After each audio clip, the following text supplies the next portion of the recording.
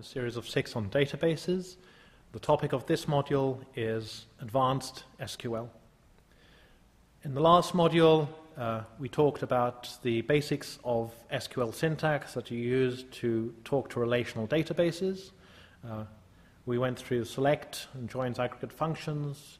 We talked about creating databases and tables, showing and describing tables and databases that are available, how to insert data both from an individual row and also from a bulk perspective, and then updating and deleting. So those form the basic operations that you need to use to know to use a relational database. This time, in this module, we are talking more about some of the advanced features. First one is what if I want to alter the structure of a table that I've already created. It may be that this is simple enough just to delete the whole thing and create a new table and reload it with the data, but it may be that I've done a lot of operations on this table already, or that there's a lot of data in it, and therefore it's simpler to alter the table. The syntax for this is the alter SQL command. Alter table, table name, and then the operations you want to make to change the table. Let's say that I want to add a column called B magnitude to my star table that we introduced last time, and I want to put it after my V magnitude. That's the purpose of this first command there. So I'd alter table star, add column, the column that I'm adding, B magnitude, the data type of that column, a double in this case, and I'm adding it after the V magnitude. If I want to remove that B magnitude column at a later date, then I can do it simply by doing alter table star drop column and then the column name. There are other operations that I can do with the alter table, changing names, changing data types, that sort of thing. You can look those up.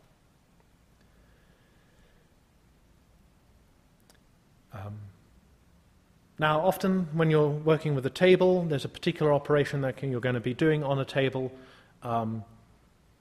that is repetitive, a particular type of query, particular query for a certain subset of it that you're going to use, and you could put that information into a separate table, but one thing you can do with a relational database is what's called create a view, which is a specification of a subset of a table or set of tables which you're going to treat as a table in its own right, but you don't want to go through all the hassle of creating that as a table in its own right, because it may be that that's repeating data.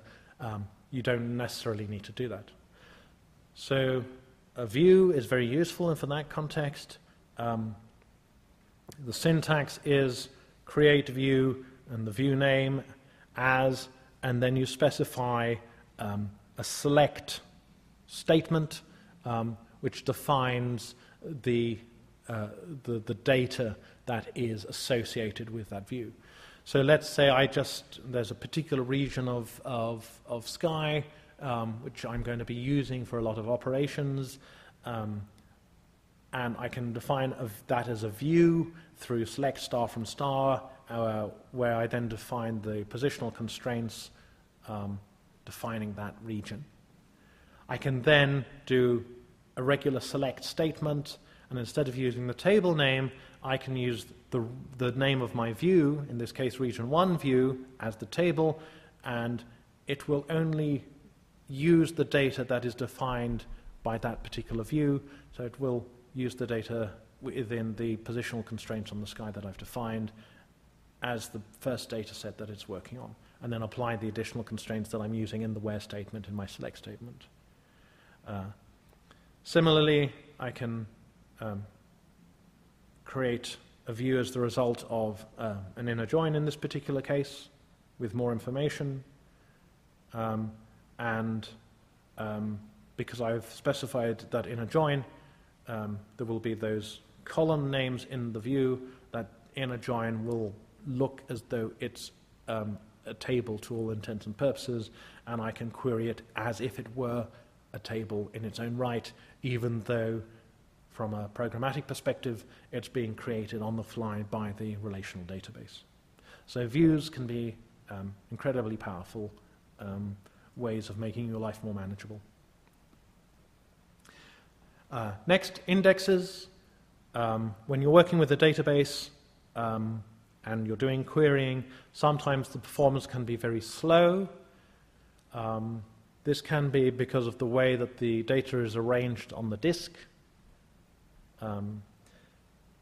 And ways around this are to create specific lookup tables to allow fast access, or specific lookup data structures to allow fast access for data. Syntax for this is create index name on a table name and the columns that you're using in that. So it may be that I'm going to be running a number of queries against the V magnitude column in my table, and I'm finding that they're being particularly slow. I would hope that by creating an index on them, any queries running against that will actually be faster. There are two types of queries that you can, two types of indexes that you can have on a table. You have what's called a clustered index, first of all, and this is one in which the ordering of data entries is actually the same as the ordering of the data records as they are physically put onto disk. I've already said in the previous talks that if you have a primary key on a table, that is automatically a clustered index. Since there can only be one clustered index per table, if you already have a primary key on your table, any other indexes you create on that table will be unclustered and will make use, therefore, of specific structures in the relational database for doing their lookup. However, you can have multiple unclustered indexes on the same table. They're typically implemented as B+ trees, which are a very efficient data lookup structure, but there are alternate types for implementation, depending on the type of data that you're working with and the relational database system that you're using.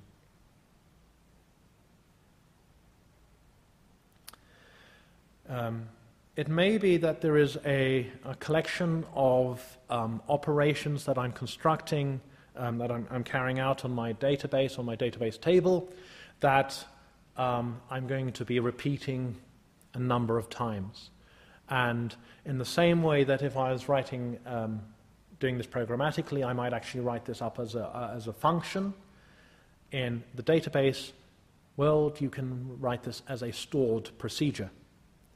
It is the set of operations that you're going to collect, the set of select statements and joins and such that you're going to work to give you the answer that you want for a particular operation. Syntax is create procedure, the procedure name, and then the parameters the procedure can take, the arguments of the function, and then the declaration of what is required. In this particular case, the example given here, I'm creating a procedure called find nearest neighbor to a star, where I'm going to just take that as the name.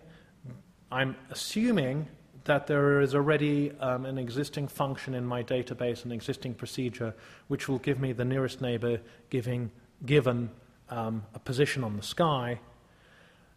In writing this procedure, the idea is that the procedure will do a lookup to get the position of the star name I've given, and then pass the position information to the existing procedure and return the result of that. So what I first of all do is create procedure, name of the procedure, the argument. It's going to be, the type of the argument is varchar, a variable character of up to length 20. And then I declare the internal parameters for this procedure.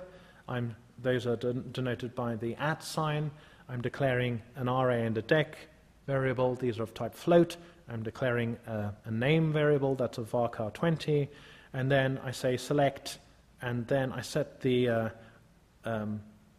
RA variable to the value of the RA column, the dec variable to the value of the dec column from my table star, where the name column is like the star name that I've given as the argument to my procedure, and then I select name from get nearest neighbor with the array_dec and end. And then to execute this, I use the exec statement, exec find nearest neighbor, Sirius in quotes, and that would then give me the nearest neighbor star, the name of the nearest neighbor star to Sirius in my database. Cursors are a way of actually physically doing, going through a table, doing an operation on a table one row at a time. And there is a particular set of syntax for them. The next slide we will give an example of exactly how to do that. It has to be said, though, that cursors are the slowest way of accessing data in a relational database. This operation of physically going through one row at a time in a table is very inefficient and not utilizing the join power of the database, the relational database. But sometimes it's necessary for the type of operation that you want to do, that you want to make use of this sort of functionality. In this particular case, for each row in our data set, our scenarios, we want to update a particular stellar model that we have that exists elsewhere. For some reason, we can't do this as the result of a join. So syntax is, we first of all declare a number of variables. We declare a name variable and the data type on that, varchar20. We declare a magnitude variable, and it's of the float data type. And then we declare our cursor. This is the thing that's going to go through each row. We say it's called star cursor. And then we say what it does is it selects the name and the average V magnitude from our table star when I'm grouping by stellar type. So that's going to give me those two pieces of information for my star table. And then I open my star cursor. What I say is that I fetch into my cursor that information in the name and the magnitude, and then I have some stored procedure already called update stellar model, and that I'm going to run that based on the values of the name and the magnitude that I've loaded from running my cursor on my particular operations. So in this particular way, I'm going to be going through the different types of stellar type that I have in my star table. I'm getting their average magnitudes and the name of that type of stellar type, and I'm updating my stellar model with the values of those average V magnitudes.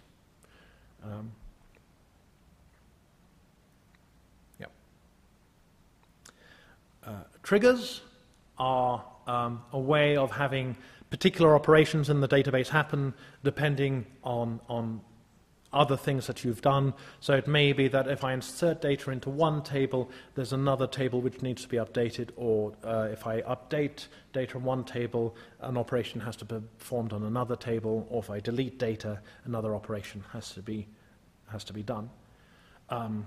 So in the syntax here, I'm creating a trigger called star trigger on my table star for an update, saying that if the V magnitude column is updated in any way through an update statement, then I would execute this a stored procedure that I've called refresh models, which would presumably do something to other tables on the basis of that information that I've updated.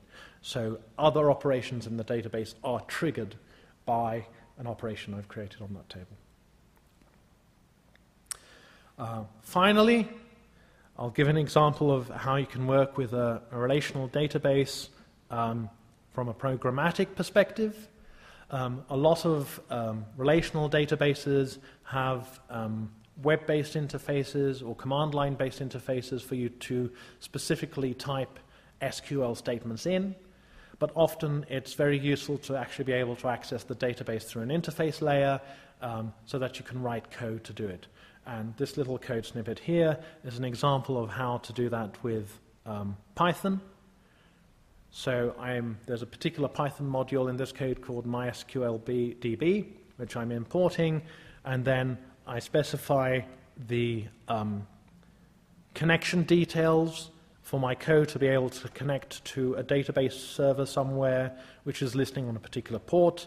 I give it my username for the relational database that I'm accessing, my password, and the name of the database that I'm accessing. I then construct a cursor. In this particular case, this is just the data structure that is defined in the MySQL statement. It's not a database cursor. I then define the SQL statement.